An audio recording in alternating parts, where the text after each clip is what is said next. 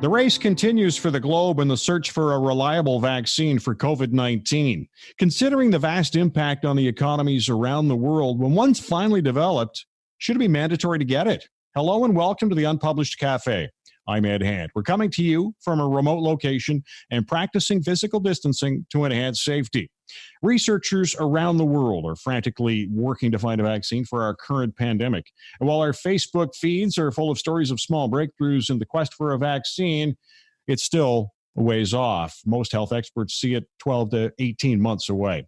While we wait for the much anticipated vaccine, a new survey by Leger and the Association of Canadian Studies finds a split in support for making the inoculation mandatory. And to get some perspective, I'm pleased to be joined by Christian Bourque of Leger. And Christian, you found Canadians were divided on the issue of a mandatory vaccine. Why does this surprise you? Well, it did surprise us to some extent. 60% say it should be mandatory, but 40% believe it should be voluntary. A bit surprised given the severity of this crisis and the self-isolation we found ourselves in pretty much globally. But we have to remember that for most people, since flu vaccines exist, flu vaccines have always been given on a voluntary basis. It's interesting, though, because when we asked the question in another survey, it was only in the province of Quebec, so it's tough to compare. Mm-hmm. But when we asked people, would you get it if it was there, then we got 85% of people who said, yes, I would take the shot. So making it mandatory sort of rubs people the wrong way, but they would most likely get it. Yeah. Hey, it's amazing what common sense will do. Which Canadians did you find were more in support of the vaccine? Well, we were not surprised to see that those who tended to be more favorable to have the vaccine mandatory were older Canadians over the age of 65, because all campaigns surrounding flu vaccines for the past 20-odd years were always, if you are over this age, you should consider getting it. But what's interesting, though, is that the other cohort that was more favorable to a mandatory vaccine were 18 to 24-year-olds, which we found interesting, that the younger Canadians, the youngest age cohort in the survey, would actually be on side with this. And it kind of lets you wonder. I mean, when you're looking at people and putting them on a continuum between left and right, usually the younger the voter, the more to the left they tend to be. We were all like that in university, right? So from that perspective, maybe it's sort of that left-wing bias that very young voters have that makes them more favorable to a mandatory vaccine. Or perhaps they're a little less versed in the world and dealing with civil liberties. Well, yeah, they haven't grown up to be cynical yet. That's a good way of putting it. Christian Bourque is joining us on the Unpublished Cafe. He is with Leger as we look at their interesting study regarding a mandatory COVID-19 vaccine. Would Canadians take it if it was mandatory? And it's a pretty well a split. 60% say yes, it should be, and 40% no. But you also looked at some other Canadian attitudes.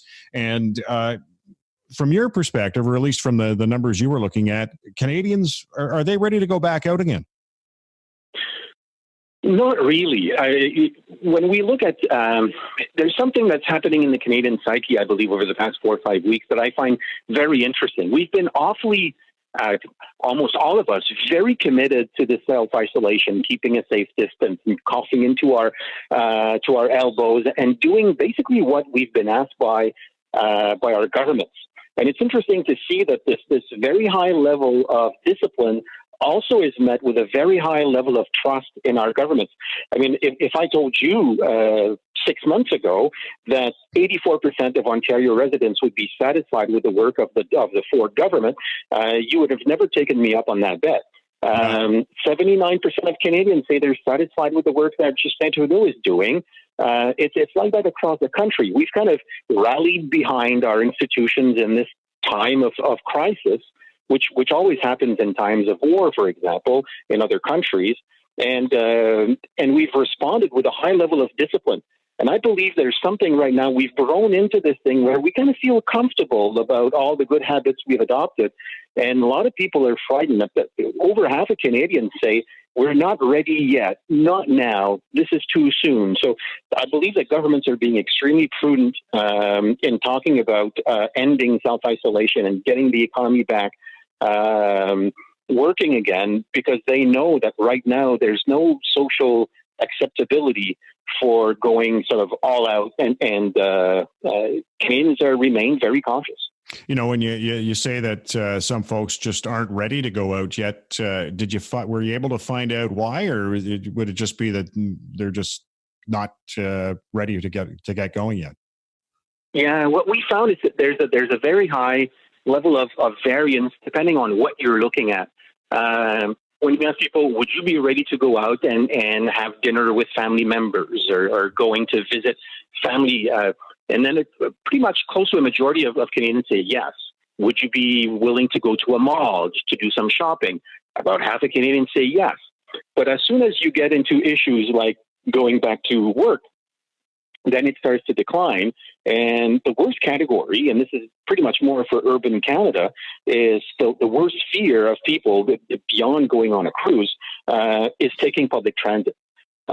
So until we resolve that issue of people wanting to go back on that bus or that subway, it'll make them very cautious about going back to work, because in urban Canada, half of people are taking public transit. So something needs to happen in Canadians' minds before we can sort of get our large urban areas back on track, because of that fear of being sort of crowded together in a small bus. It's interesting. It seems every municipality's had to adapt with some form of changing their public transit. And, we see Ottawa here, Montreal, obviously Toronto as well. They have the TTC, but, people are having to stay away. In terms of public transit, what more do you think has to be done? Or is it there's nothing more that could really be done to reassure these people that it's safe to go back? Yeah, and it depends on who you are, right? The more privileged you tend to be in our economy, the more you've had the opportunity to work from home. And Canadians, of those who now work from home and did not do it before, 79% of them in our survey said that they're actually satisfied with this new arrangement. A part of it, probably they miss the office. They miss the chit chat with the colleagues and all of that.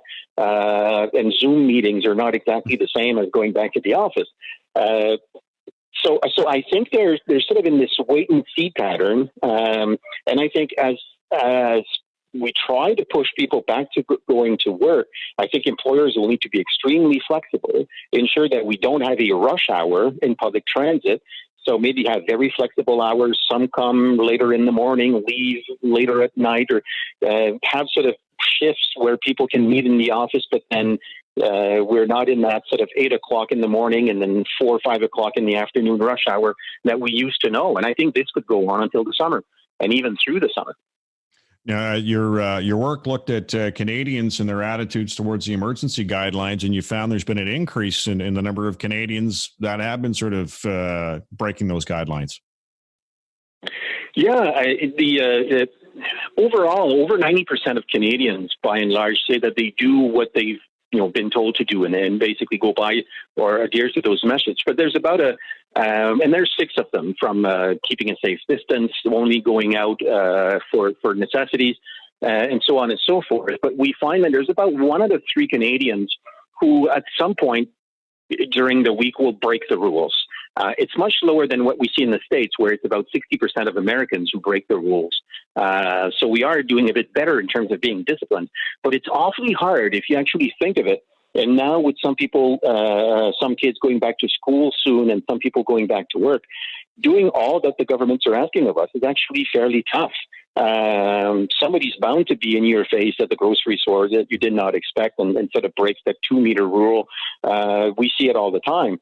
But I've been sort of happily surprised to see how Canadians have been disciplined and adopted this thing where they want to protect the community, which is, in our times, you kind of think that these sort of values are gone.